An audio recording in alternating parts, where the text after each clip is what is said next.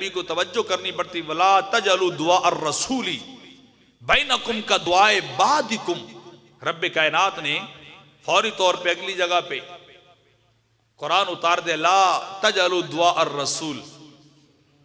फरमाया जिस तरह तुम आपस में बातचीत करते हो ना, नबी को ऐसे भी ना बुलाया करो, उनके बुलाने को ऐसा भी ना बुलाओ, अदब के साथ, एहतराम के साथ, इंतहाई इज्जत के साथ उनकी बारगाह में जाके कलमा कहे कि जब उनसे बात की जाए तो किसी और को शुबा भी ना पड़े कि बात मेरे साथ की जा रही, पता चले बात आमना के लाल से की जा रही है या बात अल्लाह के नबी की जा रही है, बात इस उम्मत के वाली की जा रही है, बात सैयदुल अंबिया की जा रही है, बात सदीक़ अकबर के दिलवर की जा रही है, और बात उमर के आका की जा रही है, उस्मान के माही की जा रही है, हैदर करार के मौला की जा रही है।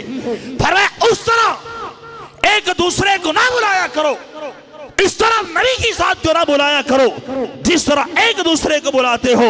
अंदाज वो हो कि पहले इस अंदाज में किसी को बुलाया भी ना गया हो।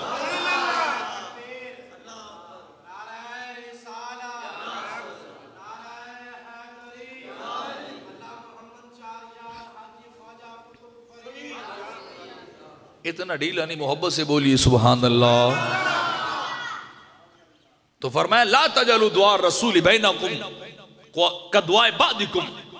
फरमाया एक दूसरे की तरह बुलाया ना करो, एक दूसरे की तरह बुलाया ना करो, वो तो सैयदुल अंबिया है, वो तो अर्शों के राही हैं, वो तो अल्लाह के माही हैं, अल्लाह के हबीब हैं।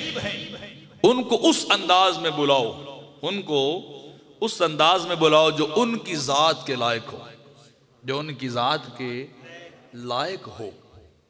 और फिर जैसे सरकार ने फरमाया था ना कि तो सम्मु बेस्मी, तुम मेरे नाम के साथ अपनी औलाद के नाम भी रखा करो। तो बाज मौके ऐसे भी आए थे कि जब लोगों ने मना कर दिया कि मोहम्मद नाम न रखा जाए, हजरत उमर फारूक